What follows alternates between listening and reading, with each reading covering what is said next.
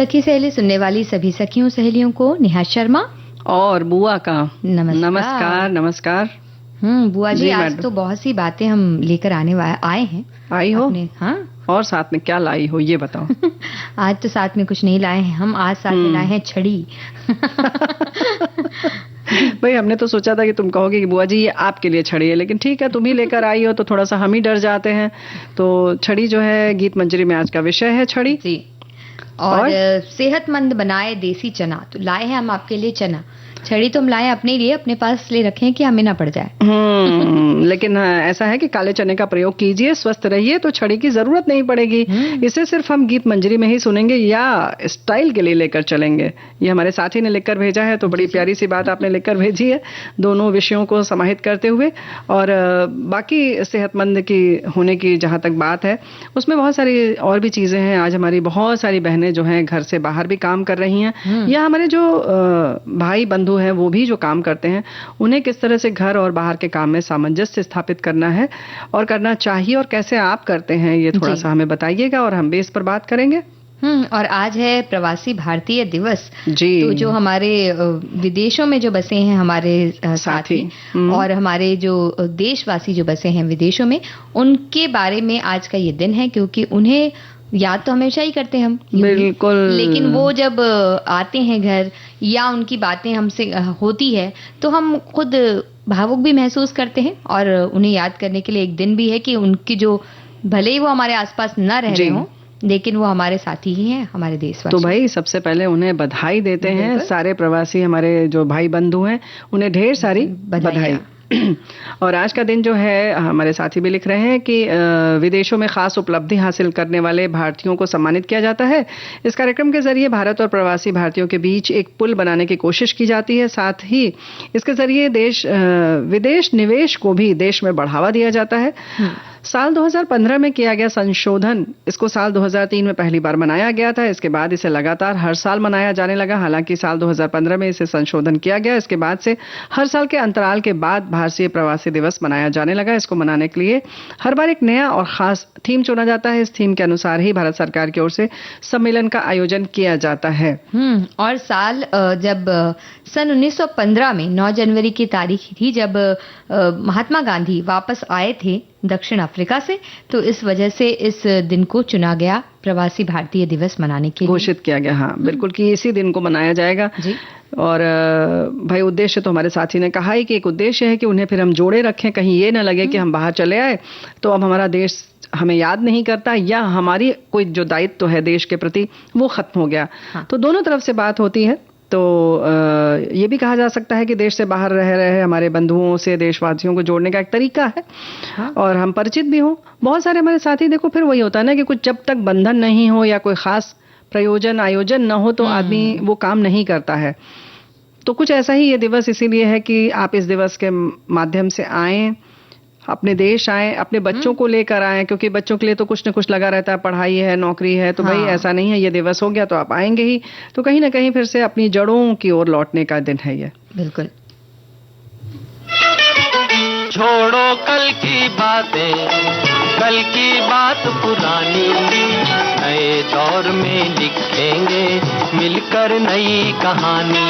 हम हिंदुस्तानी, हम हिंदुस्तानी, हम हिंदुस्तानी, हम हिंदुस्तानी।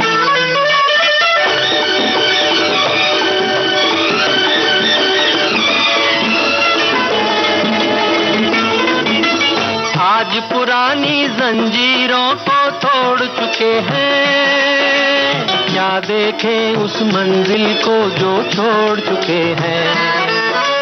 चांद के दर पे जा पहुंचा है आज जमाना, नए जगत से हम भी नाता जोड़ चुके हैं।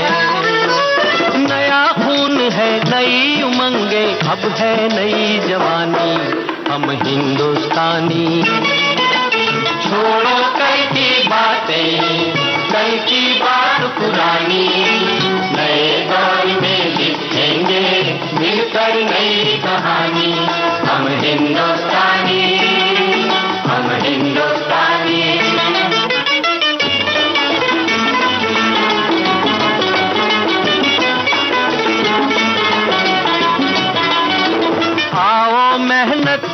अपना ईमान बनाए, अपने हाथों को अपना भगवान बनाए।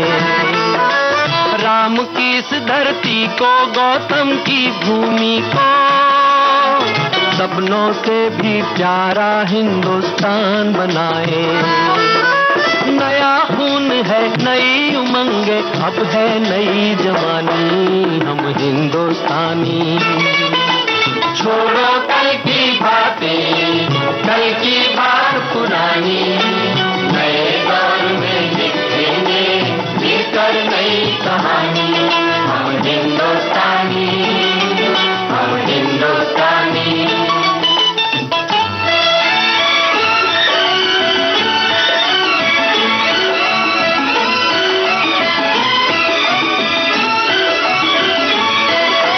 हर जर्रा है मोती, आंख उठाकर देखो, माटी में सोना है, हाथ बढ़ाकर देखो। सोने की ये गंगा है, चांदी की यमुना, चाहो तो पत्थर से धान उगा कर देखो।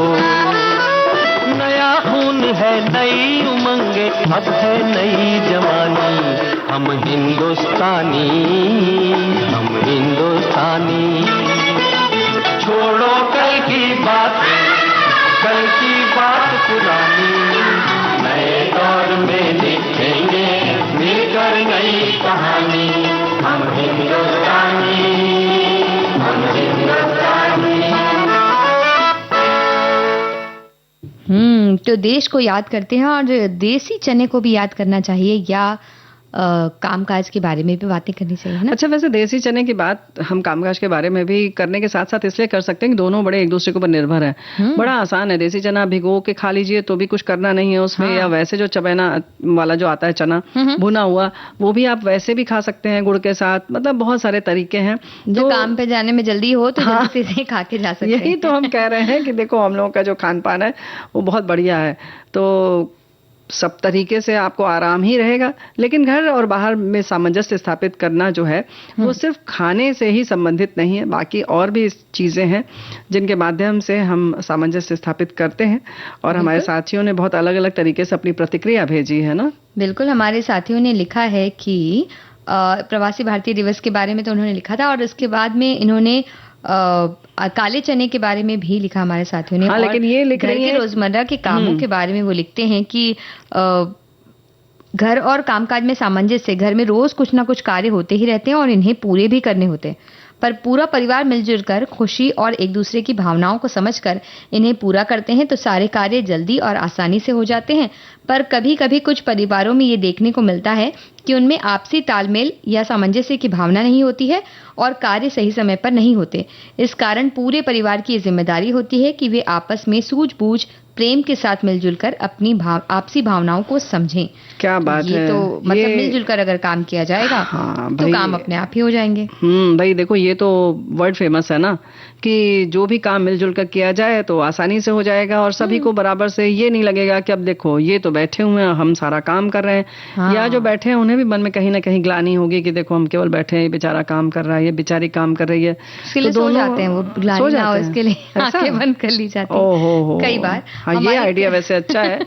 लेकिन भाई ऐसा करिए कि हम एक व्यक्ति की बात कर रहे हैं, उसको अगर बहुत सामंजस्य मिल भी रहा है तो भी घर और बाहर में कैसे वो खुद सामंजस्य स्थापित करे। घर में भले ही उसको सहयोग मिल रहा है, लेकिन जो परेशानियां हैं, दिक्कतें हैं, जैसे उलझने हैं जो हम लेकर आते हैं दफ्तर से, उन्हें क्या घर में लाना चाहिए या आ जाती हैं अपने आप, उन्हें कैसे दूर रखें, ये सब बड़ा अहम मुद्दा है ना। कई बार कहा जाता है कि घर और काम को बिल्कुल अलग अलग रखना चाहिए। तो ऐसा हो सकता जो परेशानियां हैं वो वहाँ की वहाँ छोड़कर बाद में घर आइए।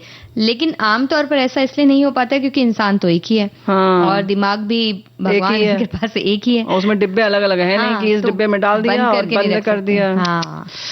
तो इसलिए वो सारी बातें करनी होती है। पर एक नियम ये बनाया जा सकता है कि जब हम घर में आ गए तो आते साथ ही या चाय वगैरह पीते वक्त 1-1.5 घंटे या ऐसा समय, इसमें तो हम ये सारी बातें कर लेंगे ताकि मन थोड़ा हल्का हो जाए। लेकिन बाद में हम अपने घर की चीजों पर भी ध्यान देंगे और जो वक्त हमें मिला है उसमें हम आराम से अपने परिवार के साथ वो समय बिताएंगे बहुत सारी बातें ऑफिस की ही एक अगर हमें किसी की बात परेशान कर गई तो बस हम उसे ही लेकर यहाँ तक बैठे नहीं रहेंगे। हाँ, बस 1 घंटे 1.5 घंटे तो क्योंकि बात करेंगे तो आपका मन हल्का हो जाएगा और मन से वो बातें बाहर निकल जाएंगी। बिल्कुल। उसके बाद आप अपने आप वापस घर के जो वातावरण है उसमें वो बातें ना फैलाइए, रम जाइए उसमें। बहुत सही बात कह रही हो तुम। और देखो क्या है, घर और काम में सामंजस्य आज के युग की बहुत ही बड़ी आवश्यकता है। विशेष रूप से एकल परिवार में ये आवश्यकता कुछ और भी अधिक है। इसलिए कहा गया है कि दाम्पत्य एक ही सिक्के के 2 पहलू हैं या फिर एक ही गाड़ी के 2 पहिए हैं जिन्हें हर बिंदु पर ही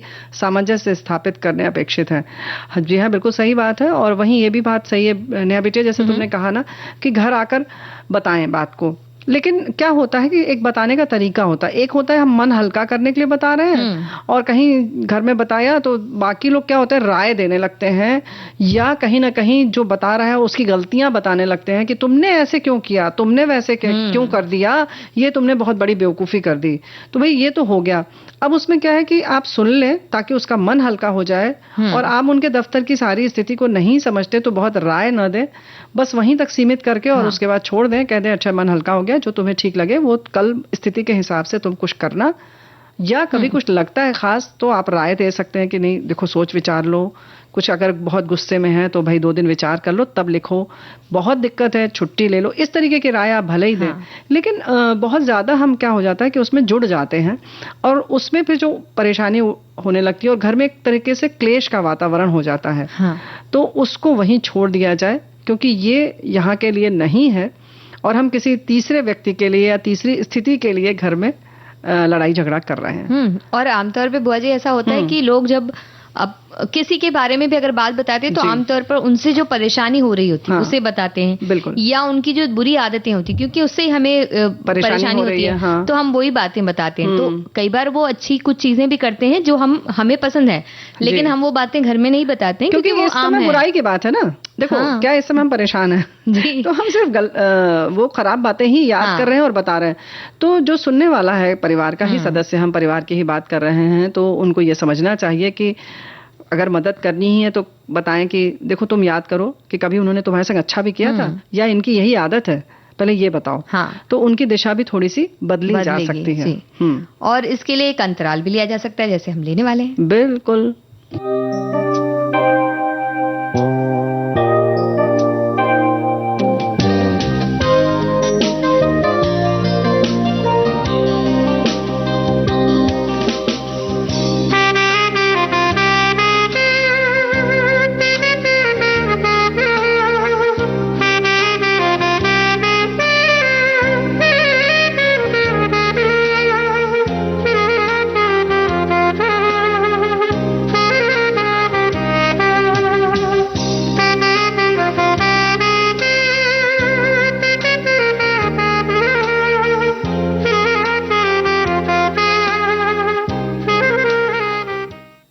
अंतराल के बाद आप सभी का एक बार फिर से स्वागत है। आप सुन रहे हैं कार्यक्रम सखी सहेली और लेकर हाजिर हैं हम वो समस्या, वो तनाव जिसे हम दूर करने की कोशिश कर रहे हैं। तो इसके लिए जैसे तुमने कहा कि थोड़ी देर तक बात करें, अब ये सीमा कैसे निर्धारित होगी कि कितनी देर बात करें? कोई कहता नहीं हम तो 15 मिनट में भूमिका ही बांध पाते हैं, हमें तो पूरा 1.5-2 घंटा चाहिए। फिर उनके साथ जो सुनने वाले उनको भी आदत रहती है कि वो पूरी सुनते, लेकिन फिर भी जितने संक्षेप में आप कोई बात बता सकें उतना अच्छा, क्योंकि जितना ज्यादा आप वापस वो बोल रहे हैं यानी कि आप वापस फिर से वो सारी चीजें दोहरा रहे हैं और आपको फिर से उतना ही कष्ट हो रहा है जितना वहां हो चुका है। जी रहे हैं। तो इतना बताने की जरूरत नहीं है, आपने थोड़ा सा एक संक्षेप में बता दिया किस तरीके की बातें हुई है, इसलिए हमारा दिमाग थोड़ा हम थोड़े अपसेट हैं जी। तो ऐसा उन्होंने बता दिया। चाय कॉफी पिला दो, हम थोड़ा सा शांत हो जाएंगे, या थोड़ी देर हम अकेले छोड़ दो या मेरी सुन लो। तो ये निर्धारित करना पड़ेगा और यही तो सामंजस्य स्थापित करना है कि कितनी देर कितना समय देना है आपको इस बात को बताने के लिए और कितनी देर बाद आपको शांत हो जाना है। क्योंकि भाई देखो घर में क्या है, बच्चे हैं या परिवार के और सदस्य हैं या अन्य काम है, उनको भी समय देना है। तो यहीं पर हो जाती है बात टाइम मैनेजमेंट की या समय की व्यवस्था करने की कि आप कितना समय किस चीज को देते हैं और वो कितना अहम है।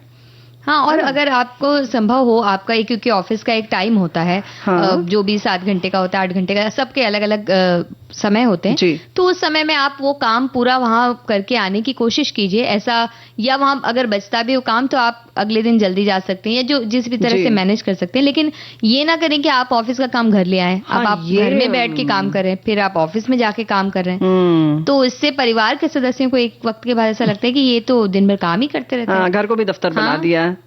तो घर को दफ्तर ना बनाएं, बिल्कुल सही बात है। ये जो हम लोग बात कर रहे हैं कि जो आप बात बताएं घर में, वो गाहे बगाहे होना चाहिए, ना कि रोजमर्रा होना चाहिए कि पता चला आप बहुत परेशान घर के सारे सदस्य ऑफिस के सबको पहचान रहे हैं, सबको पहचान रहे हैं। और फिर कई बार ऐसा होता है कि ऑफिस के लोग आए हैं, आपका तो मनमुटाव सुलझ गया, आपने बताया नहीं, ये भूल जाते हैं हम अक्सर बताना। मनमुटाव होता है तो बताते हैं, सुलझ जाता है तो हम नहीं बताते हैं जी। और उसके बाद में फिर जब वो घर आते तो ये वही है ना जो तुमसे लड़ता है। नहीं, और बताते नहीं है, लेकिन पता है कि चेहरे के हाव भाव से ये पता चल जाता है। हमारे एक साथी ने बताया कि हम उनके घर गए तो उनकी पत्नी ने देखते कि अच्छा आप दोनों लोग वही हैं। तो वो घबरा कर आए, उन्होंने कहा नहीं ये नहीं वो नहीं है, उन्होंने बात बनाई। लेकिन जो गए थे घर, उन्होंने समझ लिया कि अच्छा ये हमारे ही बारे में बात कर रही हैं इनकी श्रीमती जी, और उनके पूरे चेहरे से हाव भाव से वो उन्होंने बिल्कुल पढ़ लिया कि बिल्कुल सब कुछ इन्होंने घर में बताया है। तो वो ऐसे मतलब वो लोग वाकई मजा लेने ही घर गए थे और वही हुआ जो उन्होंने सोचा था।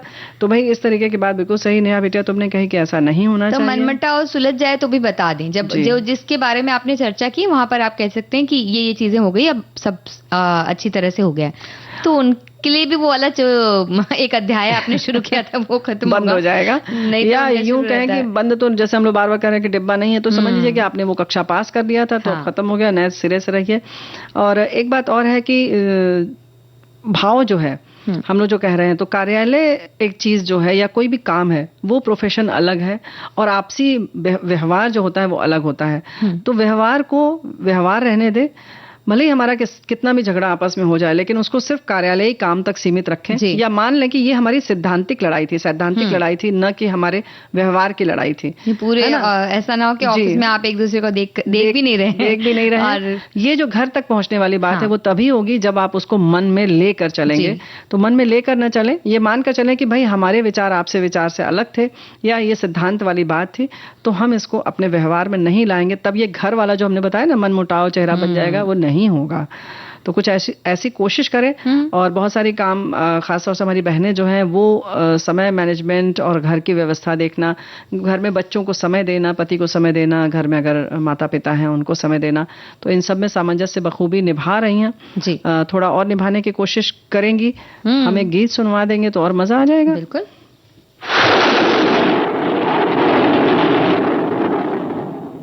रोशन हो जिससे दुनिया, तू वो जलाल बन जा, जिसकी मिसाल ना हो तू वो मिसाल बन जा।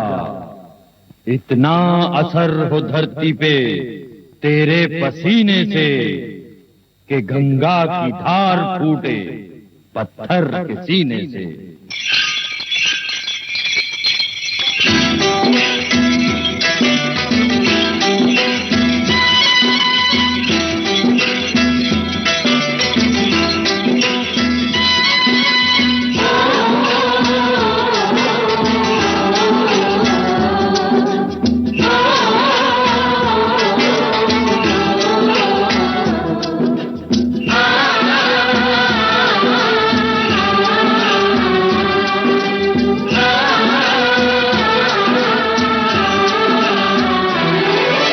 मेहनत से ना कभी डरो, धरती का आंचल भर दो।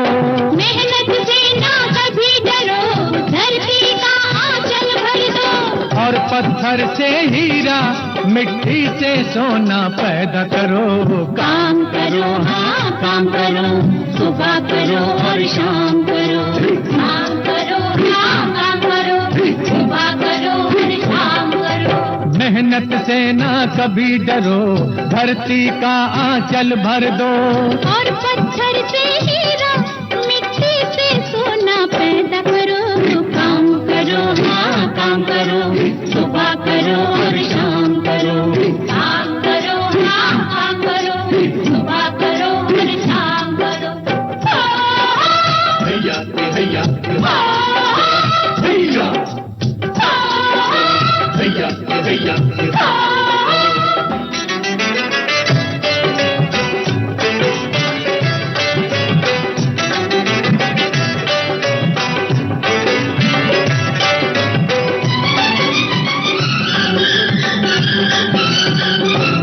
जिसको अपने बाजू बल और मेहनत पे विश्वास रहे, उसके सारे जीवन में ना भूख रहे ना प्यास रहे, राह में जो भी आए हर नाकामी को नाकाम करो, काम करो हाँ काम करो, सुबह करो और शाम करो, काम करो हाँ काम करो, सुबह करो और शाम करो।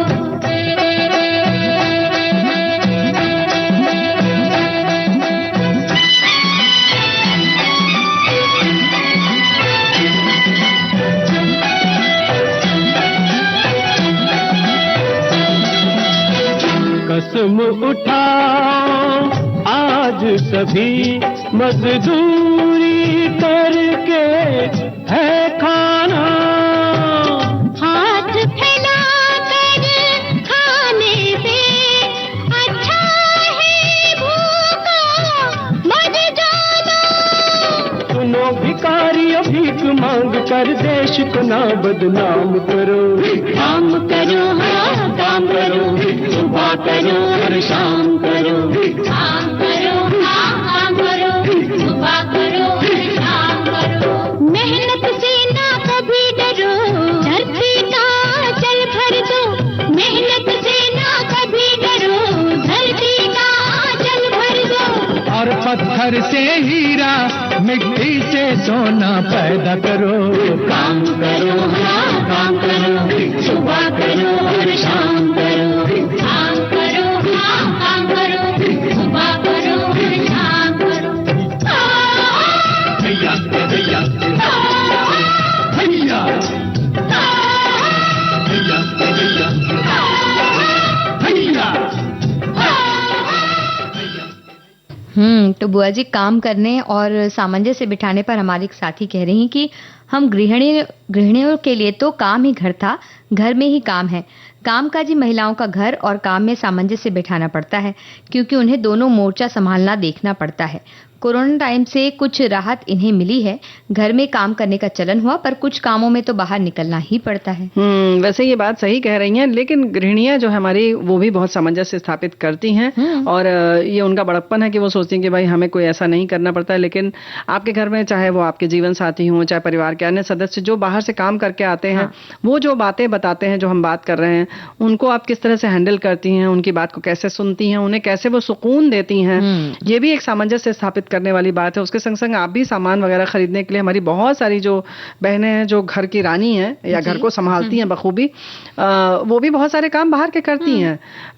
तो ये भी एक तरीके से सामंजस्य ही होता है। बच्चे जब आते हैं बाहर से, उनकी बातों को सुनना और उसके संग संग किस तरह से उनको संभालना, ये सब भी सामंजस्य स्थापित करने वाली बात है। और खुद ये सब बाजार जाती हैं तो देखो ऐसा है कि भले ही रोजमर्रा का सामान ना लाए, राशन पानी सब्जी, लेकिन कपड़े आदि खरीदने जब जाते हैं तो किस तरह से घर का सारा काम करके जाना, और कैसे क्या आज बनेगा जो फटाफट बन जाए और फिर हम आए तो फिर से कमर कस के तैयार हो जाए।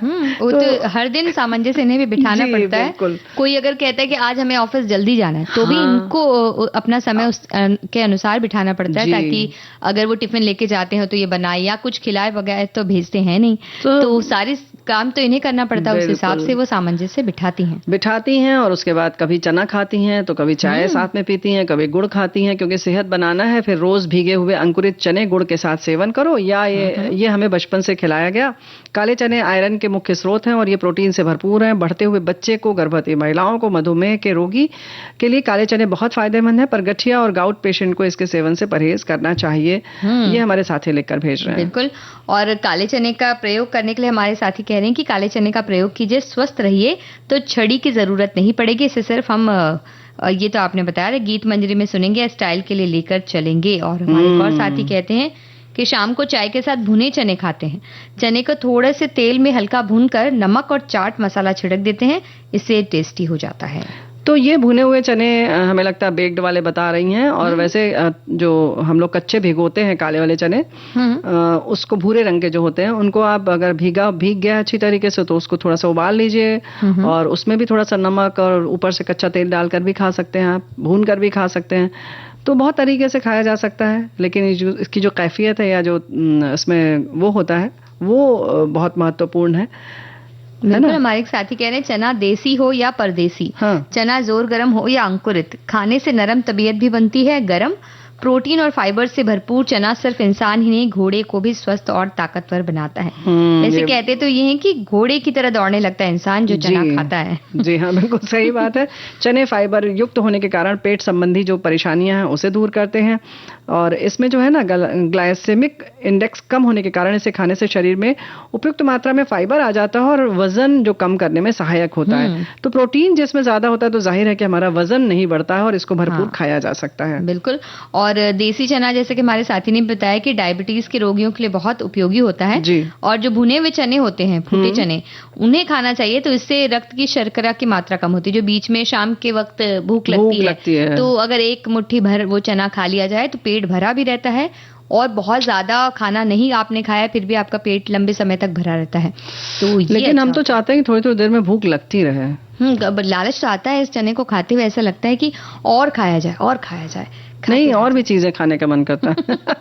वो तो बात है, लेकिन आज क्योंकि चने की बात हो रही है इसलिए हम चने की बात जी हाँ, बिल्कुल। पाचन स्वास्थ्य के लिए भी काबुली चने के फायदे बहुत हैं। इसमें फाइबर की मात्रा अधिक होती है, इसलिए चना पेट संबंधी समस्याओं जैसे गैस की परेशानी, कब्ज की शिकायत, डायरिया की समस्या पर सख्त मल आदि को ठीक कर स्वस्थ पाचन को बढ़ावा दे सकता है। वहीं एक रिपोर्ट के अनुसार फाइबर कब्ज जैसी स्थितियों के अलावा कोलन कैंसर की जोखिम को भी कम कर सकता है। इस आधार पर माना जा सकता है कि पाचन के लिए अंकुरित चने के फायदे कई हैं। रोजाना सुबह खाली पेट अंकुरित चने खाए जा सकते हैं। बिल्कुल, और चने के सेवन से कोलेस्ट्रॉल को भी कम करने में मदद मिलती है और हृदय मजबूत होता है।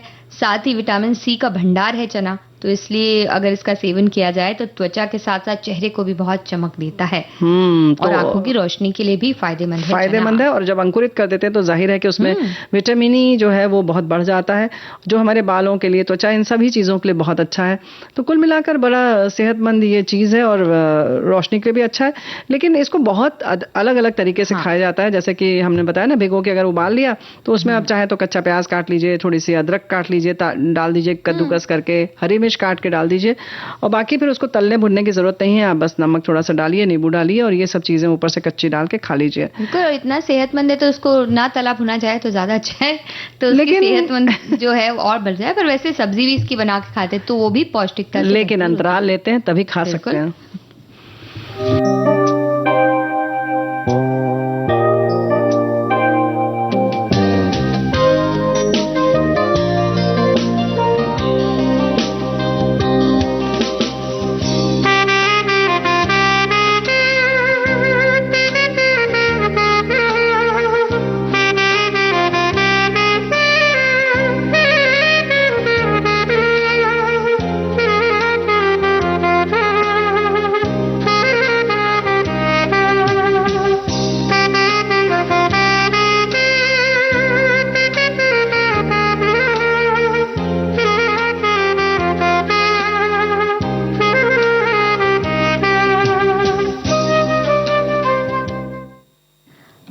अंतराल के बाद आप सभी का एक बार फिर से स्वागत है कार्यक्रम सखी सहेली में। जी हाँ, और हमारे साथियों ने सुन लिया, ये भी कह रहे हैं अंकुरित चने की सब्जी भी बन सकती है, तो बनाइए, खाइए। एक बात तो है, नवरात्रि में चने के घुघरी और हलवा चढ़ाया जाता है, बहुत अच्छा लगता है। भुना हुआ चना छिलके सहित गुड़ के साथ बहुत अच्छा लगता है। चने को भिगोने के बाद उसका पानी भी सब्जी या आटा सानने के काम में लाएं, उसमें बहुत प्रोटीन होता है। ये हमारे साथी लिखकर भेज रही हैं। बिल्कुल, और इस तरह से चने को, और नवरात्रि तो चने के बिना पूरी होती नहीं है, चने का प्रसाद तो चढ़ता ही चढ़ता है। लेकिन जैसे इन्होंने बताया कि पानी उसका आटा गूंद लें या कर लें, वैसे भी आप जब नमक मिर्च वगैरह पड़ जाती है तो उसका स्वाद इतना अच्छा होता है पानी का कि वो भी आप आराम से पी सकते हैं, और थोड़ा सा झोलदार होगा तो मजा आएगा। और अलग अलग जगह पर इसके नाश्ते बाजार में भी बहुत अच्छी तरीके से मिलते हैं। याद करते हुए हमारे साथी लिख रहे हैं कि बिहार के किसी भी प्रांत में, खासकर पटना में, सुबह के नाश्ते में आपको हर दुकान पर प्लेन या सत्तू भरी हुई कचौरी, चना आलू की सब्जी या चने की घुघरी जरूर मिलेगी। तो कचौड़ी के साथ चने की घुघरी का तो अलग ही मजा है। बहुत सारे और भी प्रांत में इस तरीके के नाश्ते मिलते हैं। तो सेहतमंद होइए, खाते रहिए, और हम एक गीत सुनवाते हैं। तुम तारारा तुम तारम, तुम तारारा तुम तारम, तुम तररर तुम तरम, तुम तररर तुम तरम, तुम तारम तारम, तुम तरम तरम। दुनिया के हैं लाख धर्म पर अपना एक करम, चना जोर गरम। चना जोर गरम बाबू मैं लाई मजेदार, चना जोर गरम। चना जोर गरम बाबू मैं लाया मजेदार, चना जोर गरम।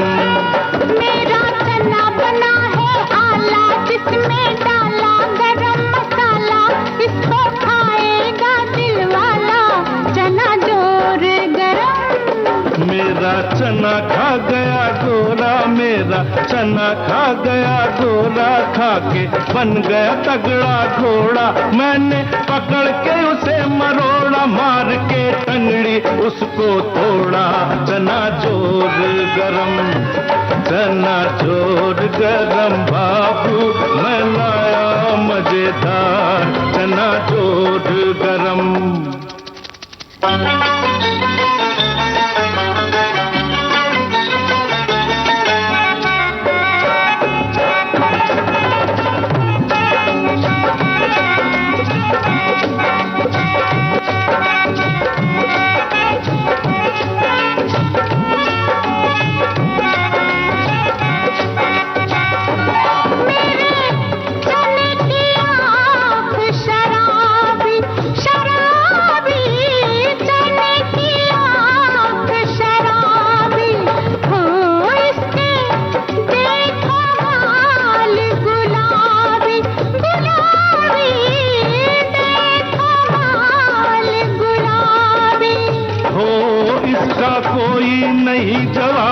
इसका कोई नहीं जवाबी, जैसे कोई कुड़ी पंजाबी, जैसे कोई कुड़ी पंजाबी। नाचे छनन छनन, नाचे छनन छनन, कोठे चढ़ के तेनू पुकारा, सुन ले मेरे बलम, चना जोर गरम, चना जोर गरम बाबू मैं लाई मजेदार, चना जोर गरम।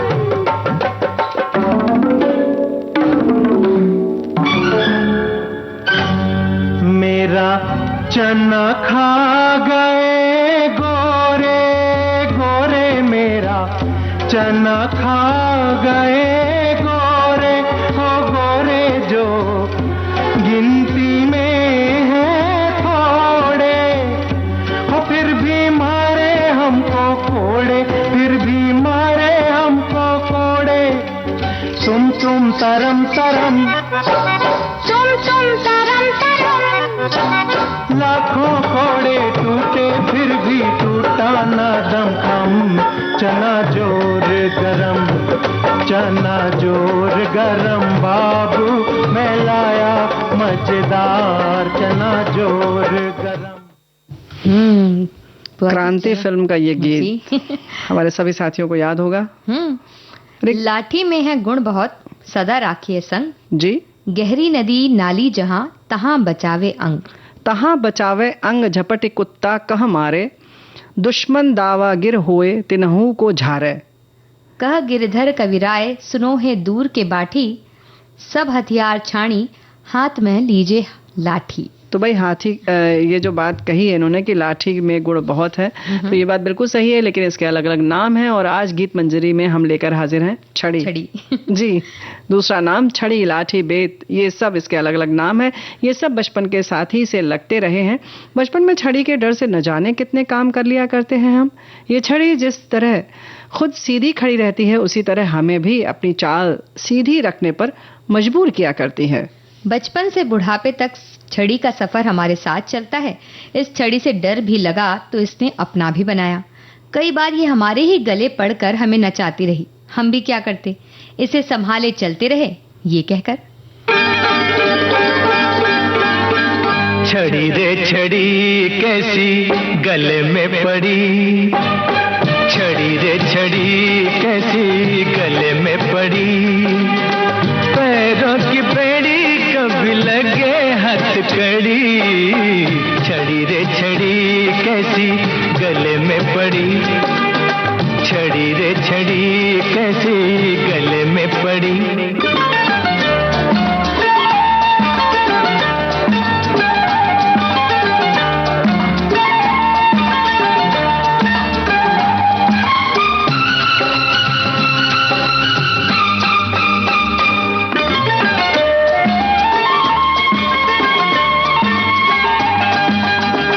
सीधे सीधे रास्तों को थोड़ा सा मोड़ दे दो।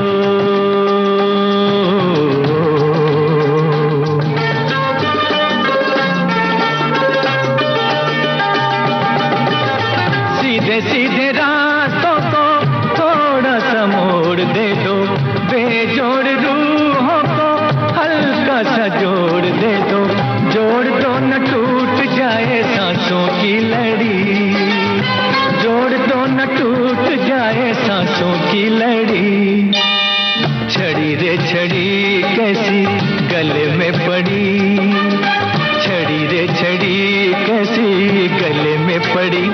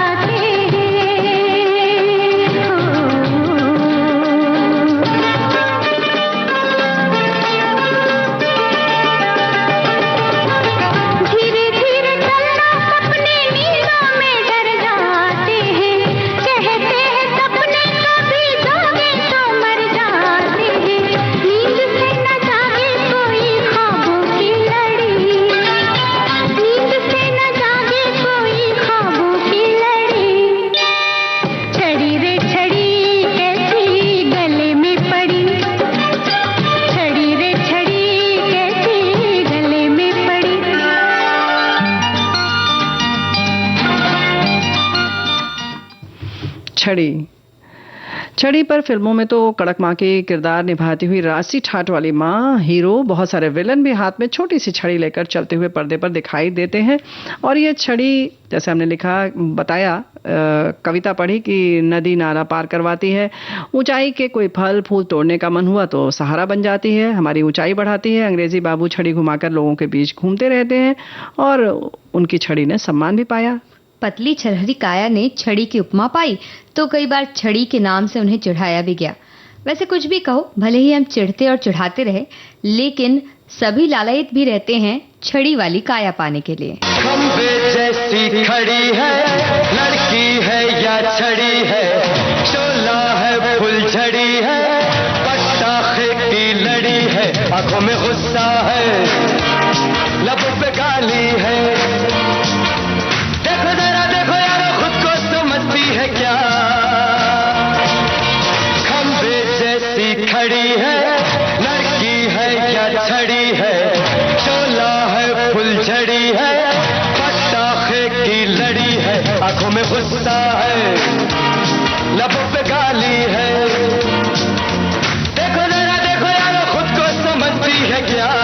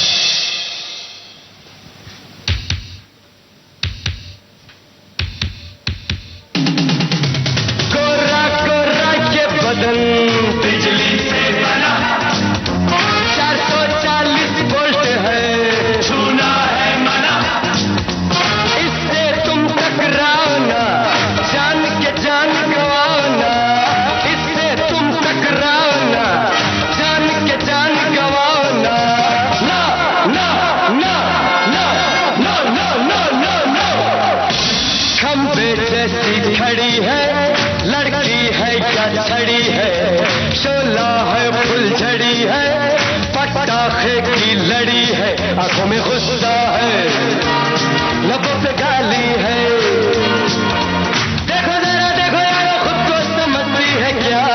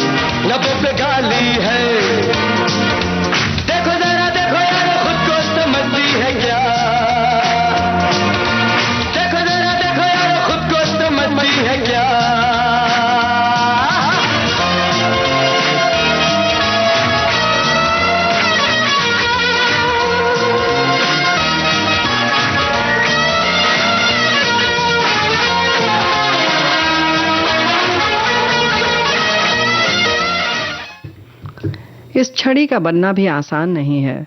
कई लकड़ियों के बीच से चुनकर कोई एक लकड़ी चुनी जाती है छड़ी बनने के लिए। इस छड़ी को तराश कर संवार कर बनाया जाता है हमारे लायक। किसी स्वयंवर से कम नहीं होता किसी छड़ी का चुनाव। भले चुनाव इतना कठिन हो, लेकिन छड़ी हमें सिखाती है अपनी शर्तों पर जीना, अपना दबदबा बनाए रखना और अपनी रीढ़ सीधी रखना। लाल छड़ी मैदान खड़ी, क्या खूब लड़ी, क्या खूब लड़ी, हम दिल से गए, हम जान से गए, बस आंख मिली और बात बढ़ी। लाल छड़ी मैदान खड़ी, क्या खूब लड़ी, क्या खूब लड़ी, हम दिल से गए, हम जान से गए, बस आंख मिली और बात बढ़ी। लाल छड़ी मैदान खड़ी।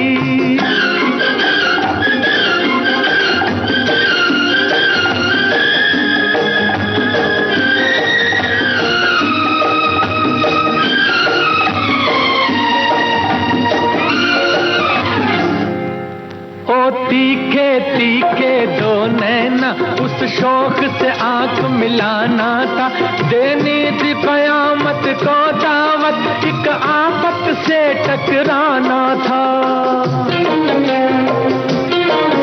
ओ तीखे तीखे दो नैना, उस शौक से आंख मिलाना था, देनी थी कयामत को दावत, एक आफत से टकराना था। मत पूछो हम पर क्या गुजरी, बिजली सी गिरी और दिल पे पड़ी। हम दिल से गए हैं, हम दिल से गए, हम जान से गए, बस आंख मिली और बात बढ़ी। लाल छड़ी मैदान खड़ी।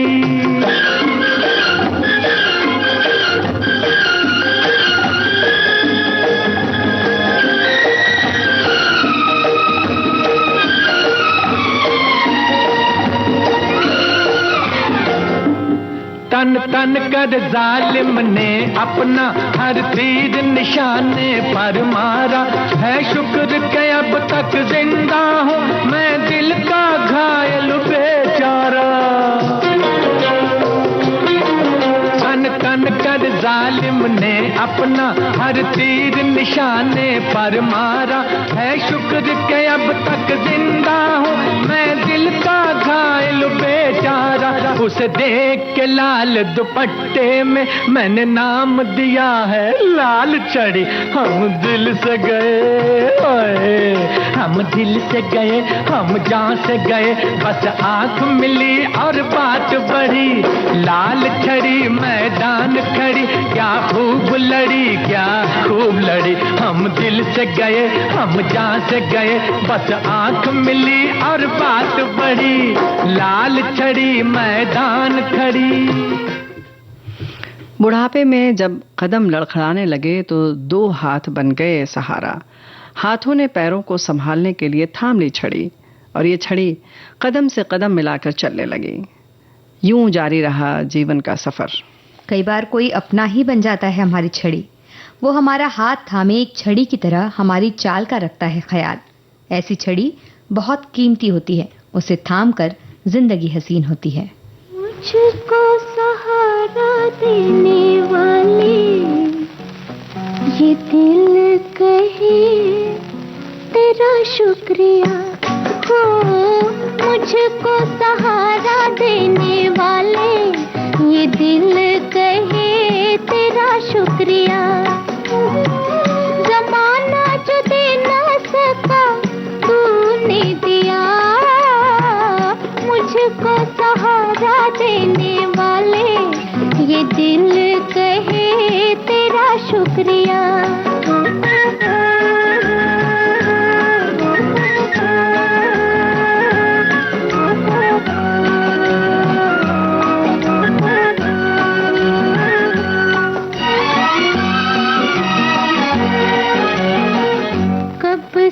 भटकते थे राहों में हम कब से भटकते थे राहों में हम दिल में छुपाए हुए दुनिया का गम दिल में छुपाए हुए दुनिया का गम जब से हुआ है हम पे तेरा करम खुशी से दीवाना देखो नाचे जिया हो मुझको सहारा देने वाले ये दिल कहे तेरा शुक्रिया।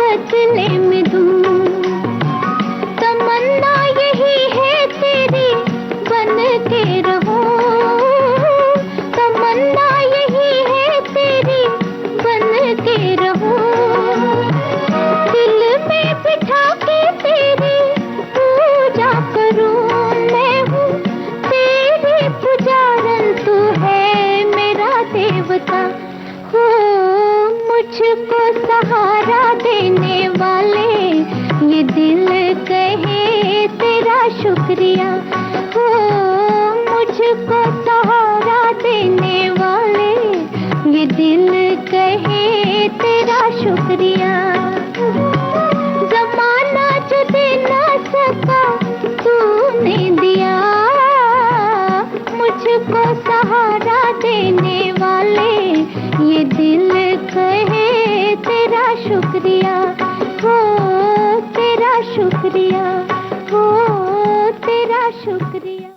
तो शुक्रिया हम करते बुआ जी, छड़ी का तो शुक्रिया कर ही रहते, साथ में चने का भी हमने आज शुक्रिया किया। अच्छा, एक बात तो है, मतलब सबसे ज्यादा जो महत्वपूर्ण लगा वो तो वजन कम करना है ही, लेकिन जो कब्ज वाली जो समस्या है उसको खत्म करता है चना। हाँ बिल्कुल। लेकिन कभी कभी क्या है, ये खुद गैस बहुत बना देता है अगर आपने इसमें ठीक ठाक से अदरक नहीं डाला तो, या बहुत सारे लोग अगर आप लहसुन खाते हैं तो लहसुन भी डालें। लेकिन जहां तक कि अपच वाली जो बात है वो कहीं ना कहीं जो बातें जो हैं वो भी हमारे पेट में बड़ा उबाल खाती रहती हैं तो कब्जे तो उससे भी हो जाती है क्या? होती है ना, उसे बाहर निकाल देना होता है, निकाल देना चाहिए, क्योंकि ज्यादा देर अगर ऐसी सब बातें रखी जाए मन में, खास तौर से जब वो बातें ऐसी हो जो आपको परेशान कर रही हो या नहीं भी कर रही हो। अरे बातें तो परेशान ही करती हैं। नहीं, हल्की, और कई बार हमें बताना होता है कि यहाँ पर ये चीज हुई है, कहीं सेल भी लगी होती है तो हमें बताना होता है किसी को, वो बहुत जरूरी होता है। तो वो सारी चीजें अगर जब तक ना बताएं आप तो बड़ी मुश्किल हो जाती है। कई लोग फेसबुक पे लिख देते हैं, कहते हैं यहीं बता देते हैं ज्यादा लोगों को पता चल जाएगी जी, तो वो बताना भी बहुत जरूरी है। तो इससे भी मन हल्का हो जाता है, और बेसिकली हमें तो शरीर को हल्का ही करना है। बिल्कुल, तो चने खा के पेट हल्का कर लीजिए और बातें बता के मन हल्का कर लीजिए, पेट भी हल्का हो जाता है। कुछ लोगों की बहुत गुड़गुड़ होती रहती है, पता एकदम ऐसे घुमड़ता है, बातें नहीं पचती हैं तो सही बात है, वो कर लीजिए, दिल हल्का होता है। लेकिन चना जो है, इसकी बात हम लोग कर रहे थे, तो एक और भी आजकल तरीका निकला है कि आप इसका जैसे उबालते हैं हम लोग भिगा हुआ देसी चना, तो उसमें उसको आप पीस लें और उसमें सारे मसाले वगैरह डाल लीजिए। उसकी सैंडविच बहुत अच्छी बनती है और थोड़ी सी उसमें नमी भी रहती है तो वो और स्वादिष्ट लगती है। तो वो प्रयोग बहुत अच्छा है।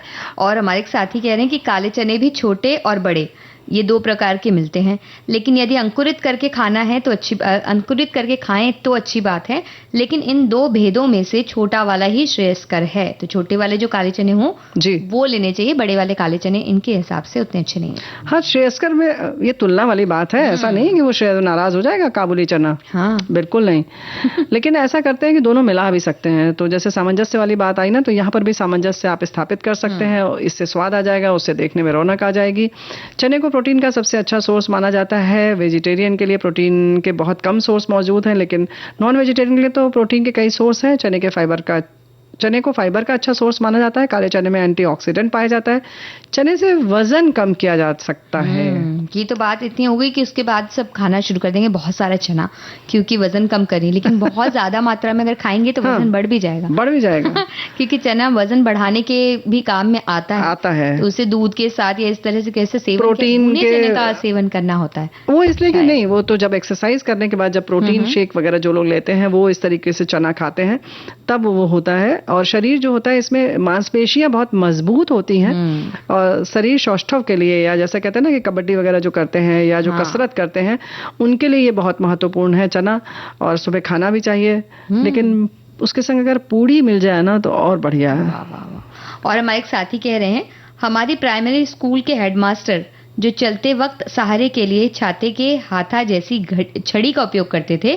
जब भी कोई विद्यार्थी कभी होमवर्क करके नहीं आता था या कोई शैतानी करता था, तब वो छड़ी उस विद्यार्थी के गले में डालकर अपनी ओर खींचकर उसी छड़ी से सजा देते थे। देखो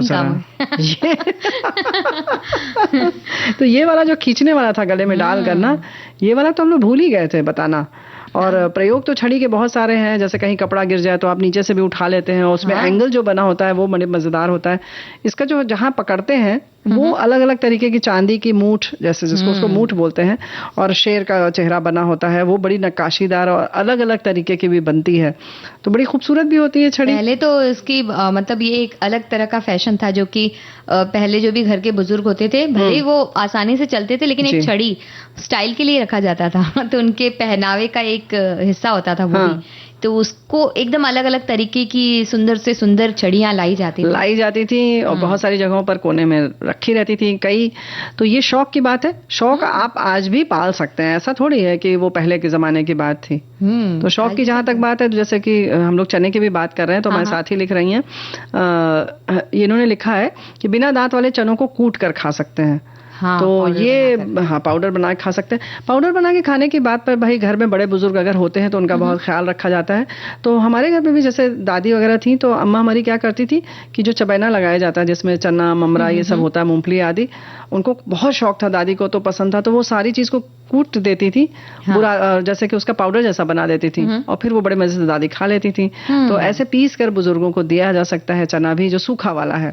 तो उनको स्वाद भी मिल जाता है, क्योंकि वो सारे मसाले वो कहीं ना कहीं तलाश करते हैं। और ये ना सोचें कि वो उनके दांत नहीं है तो कैसे खाएंगे, ना सोच के कुछ एक विकल्प हम दे सकते हैं। और अब तो इतने सारे विकल्प, मतलब पहले अगर पीसना होता या तो उसके लिए हमें अलग से एक सिलबट्टे पर पीसना पड़ता है या कुछ करना करता, अब तो आप मिक्सी में कर सकते हैं, आसानी भी है, बहुत जल्दी हो जाता है। जितनी हमारे पास आसानी है उनका उपयोग करके अलग अलग विकल्प दिए जा सकते हैं। लेकिन समय अगर पूरा हो जाता है कार्यक्रम का, तो अब आपके पास रुकने के लिए कोई विकल्प नहीं है। तो समय पूरा हो चुका है, लेते हैं इजाजत। स्वीकार कीजिए नेहा शर्मा और बुआ का नमस्कार।